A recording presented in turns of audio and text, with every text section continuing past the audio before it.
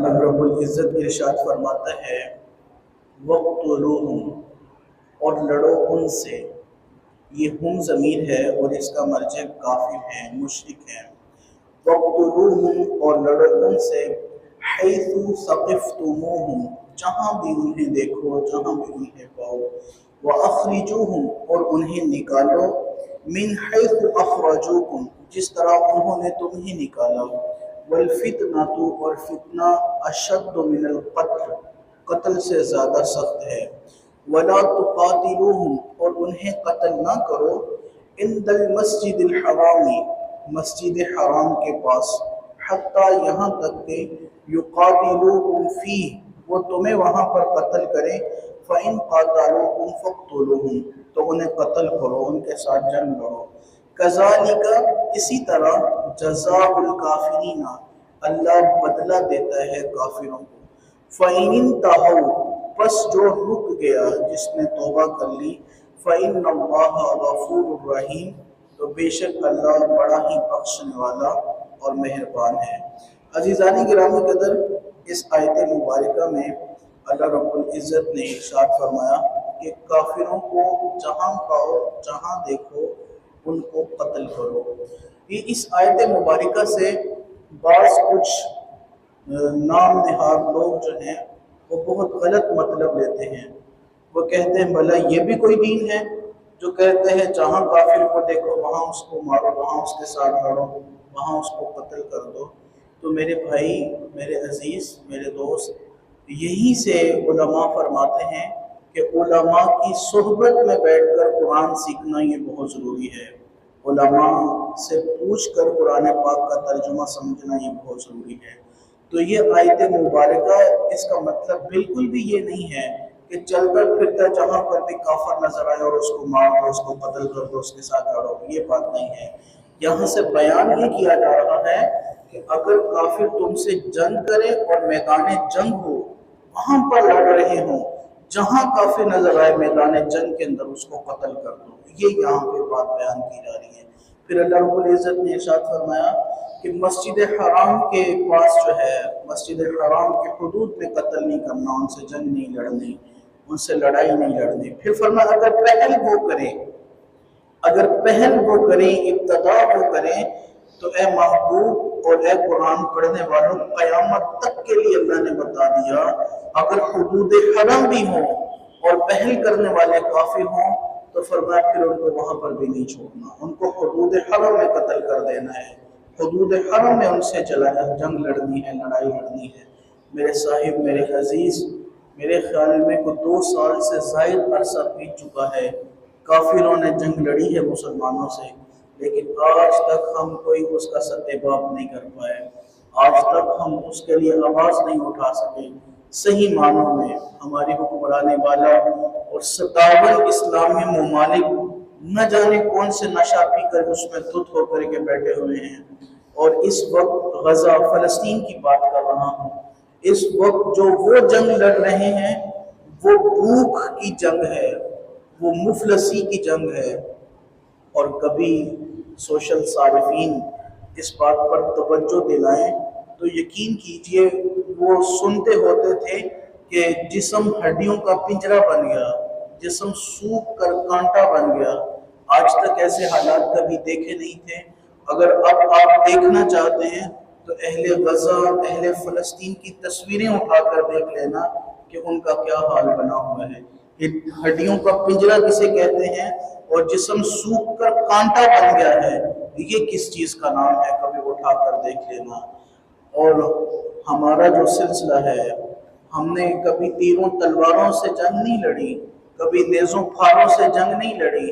ہمارا شعار یہ رہا ہے ہم نے قوت ایمانی سے جنگ لڑی ہے، ہم نے قوت ایمانی، جذبہ ایمانی سے جنگ لڑی ہے.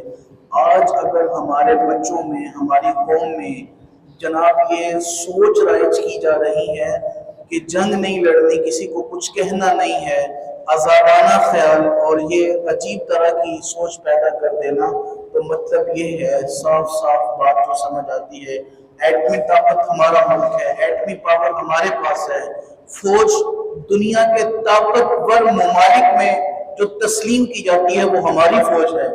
باوجود اس کے ساری چیزیں ہیں، لیکن پھر بھی ہم نہیں نکلتے، پھر بھی ہم نہیں اٹھتے، تو ایک ہی بات سمجھ میں آتی ہے، قوت ایمانی باقی نہیں رہی، جذبہ ایمانی باقی نہیں رہا۔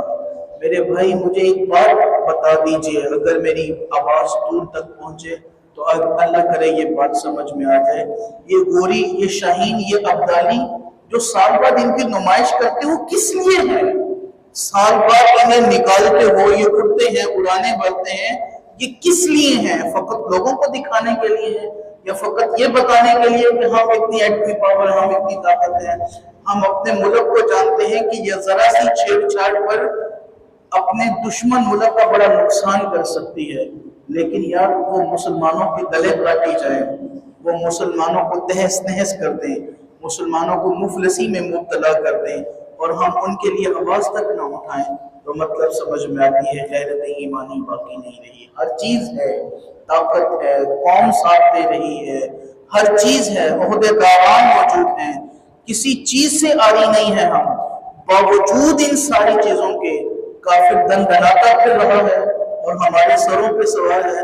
ہمیں اس بات کا جناب کوئی بھی جو ہے وہ بوجھ محسوس نہیں ہو رہا، تو بات بالآخر ایک ہی ہے، قوت ایمانی باقی نہیں رہی، جذبہ ایمانی باقی نہیں رہا۔ اللہ کریم نے پھر ارشاد فرمایا فَإِنِ انتَهُوا، جو توبہ کر لے، جو رک جائے، فَإِنَّ اللَّهَ غَفُورٌ رَحِيمٌ، تو بے شک اللہ بڑا ہی بخشنے والا مہربان ہے۔ پھر اگلی آیت مبارکہ میں اللہ نے فرمایا وَقَاتِلُوهُمْ، اور ان سے لڑو، ان سے جنگ کرو، حَتَّى لَا تَكُونَ فِتْنَةٌ، یہاں تک کہ فتنہ باقی نہ رہے، وَيَكُونَ الدِّينُ لِلَّهِ، اور سارے کے سارے اللہ کی عبادت کے لیے خاص ہو جائیں۔ فَإِنِ انتَهُوا، اور جو رک جائے، جو باز آ جائے، فَلَا عُدْوَانَ، تو اس پر کوئی گناہ نہیں ہے، إِلَّا عَلَى الظَّالِمِينَ، مگر جو ظالم ہیں، جو ظلم کرنے والے ہیں، ان پر اللہ کا گناہ ہے۔ سامعین عزیز گرامی قدر، یہ آیات مبارکہ یہ جذبہ شہادت سے سرشار ہونے والی ہیں، یہ جذبہ جہاد کو بلند کرنے والی ہیں۔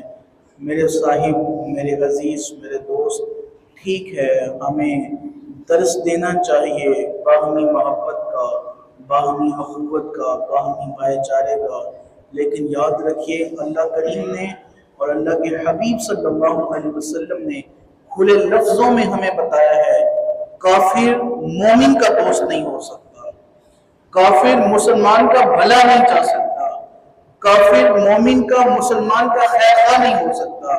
پھر یہ ساری چیزیں چھوڑ چھاڑ کر اللہ کے قرآن کو اور اللہ کے حبیب کے فرمان کو چھوڑ چھاڑ کر کے پھر بھی ہم کہیں کہ فلاں دشمن ملک ہمارا دوست ہے، اس کے ساتھ ہماری دوستیاں ہیں اور اس کے ساتھ ہماری دل فراخیاں ہیں، تو پھر سیدھا سیدھا اللہ اور اللہ کے حبیب صلی اللہ علیہ وسلم کے فرمان کے خلاف جانا ہے۔ یہ جتنے بھی بیچ تاؤ ہیں یہ ان کے مطلبی اور مقصدی ہیں۔